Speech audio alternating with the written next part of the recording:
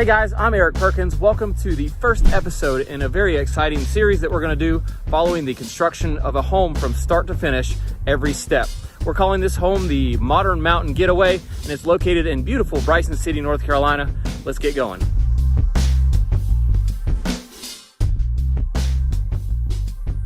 Okay, let's check out this house. This is a 1,050 square foot custom home. That means it's for a client. 750 square feet is on the main level, which will be a stained concrete slab. There's also a 300 square foot loft with a bath and a mechanical room. The house faces south and features large vaulted ceilings, huge view windows, and lots of outdoor space. This is it, first scoop. And the house is underway. Well, it wasn't quite that easy. Let's start over. I spent most of the morning probing around for an existing septic system. There was a house here before, but the county did not have a good record of where the thing was.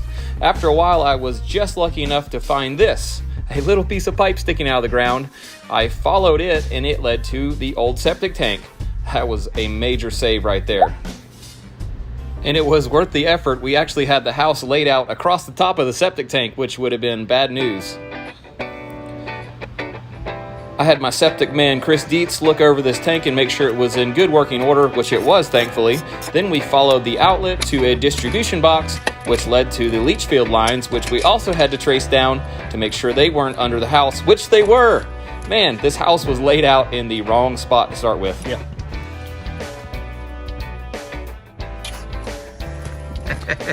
In order to find the exact location of these leach field lines, we used a locator. This is a two-part operation. One person feeds a snake into the line that has a locator on it, while the other person traces it from on top of the ground and marks it with some marking paint. I got to try this for a while, and it wasn't as easy as I thought it was going to be. These guys are pros, and they know it. Right there. That takes some practice. It's not as easy as it looks, actually. Yeah, take a look at what that looks like. Saves a lot of probing. Yeah. Wow, all right. He's got a little light on that, and she's getting a little dim. Looks like a little key fob for your truck, almost. Yeah. Cool. All right, we've located that line. Now we're gonna mark 6 feet off the line because 5 feet is the minimum, and we actually don't have much room on this property, so we need every bit we can get. So a foot extra just to be safe from all this septic stuff, and we can actually start laying it out. We started laying out this foundation by setting one corner, one pin to start with, and then we were able to pull diagonals along with a straight measurement with long tapes to get all the other corners. Now this is a fairly small, simple house, and that's why I'm doing this series about it. Every step will happen a little faster than on a big project. All right, 41, 2, and 3/16 right there. Pop it in. Inside. Yep.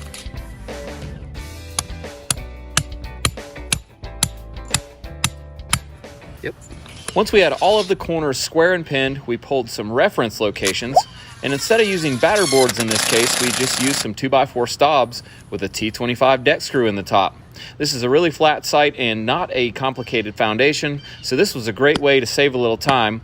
Also, the track hoe can run right over these things when he's digging without tearing them up like a batter board. Our next step was to mark the outside of the actual footings. Now this is 5 inches outside of our pins because our pins mark the actual foundation. Since we're using a 20-inch wide bucket, we're going to end up with 5 inches of the footing sticking out both sides of the foundation. Oh, got your fingers. Which is 8 inches wide. This property has a bamboo forest on it, and it was cleared about a week ago. Now it's 12 feet tall again. I bought a machete today. Now that everything was laid out and squared up, it was time to actually dig the footings. This is the fun part. I love watching machines operate. I'm not very good at it, but Chris is really good. My job was to run this laser reader and make sure he was digging to the right depth as we dug along. You don't want to dig deeper than you need to because you're just going to end up dumping extra concrete in there. If you're wondering how I figured out how deep to dig, I simply went 12 inches down from the lowest point on this whole area. 12 inches down is the code here for frost line. And I kept this rock. That's definitely the state of North Carolina. Man, Chris did a really nice job here. These footings are straight and perfectly level on the bottom. Next, I went around and probed the footings. Now the inspector will also do this, but I do it before he shows up to make sure every spot on these footings is good enough to hold this house up. This will save you time and make you not fail an inspection, by the way.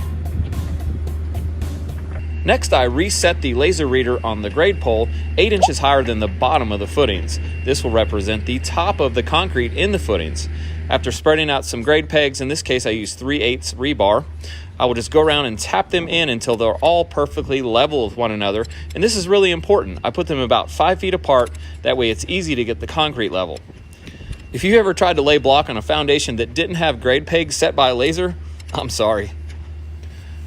One time some guys did a footing for us and they used no grade pegs at all. I watched them cut every single block on the first row to get it done. It was miserable looking.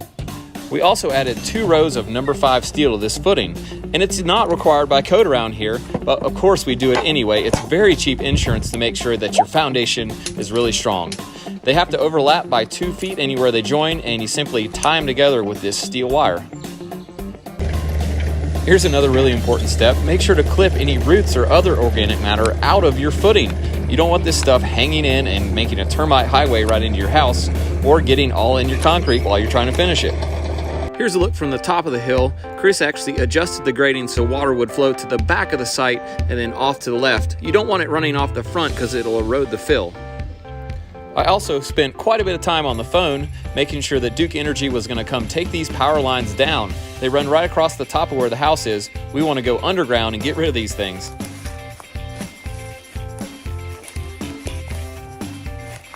Huh? Thanks for watching our video today, and make sure to check out this whole series about building a house. It should really help you out if you're doing your own project. Also, keep an eye out for a related video that I'm putting out on site planning, what you need to do to get your site ready. It goes right along with this series. Thanks for joining us today.